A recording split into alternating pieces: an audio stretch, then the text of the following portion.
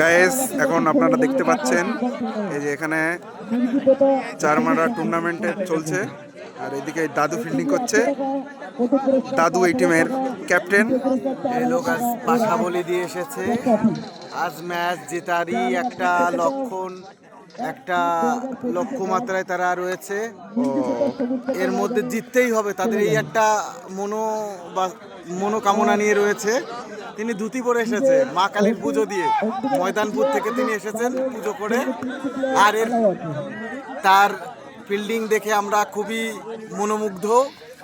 আর দেখো তার ফিল্ডিং এর ভঙ্গিমা, এমন ভাবে তিনি দাঁড়িয়েছে, তিনি যেন চারটে চার তিনি বাঁচিয়ে ফেলেছেন ইতিমধ্যে, কিন্তু তার কাছে একটাও চার যায়নি।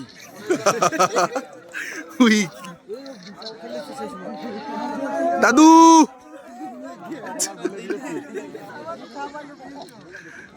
দাদুর কাছে একটা বল গেলে যা হবে না, তিনি নিজেও জানে না তিনি কত বড় একটা দায়িত্ব পালন করছে, আর তার জন্য তিনি একটা অনেক বড় পুরস্কার পাবে, কিন্তু কখন পাবে সেটা আমরা নিজেরাও জানি না। ছি ছি ছি রে ননি ছি ছি ছি ছি।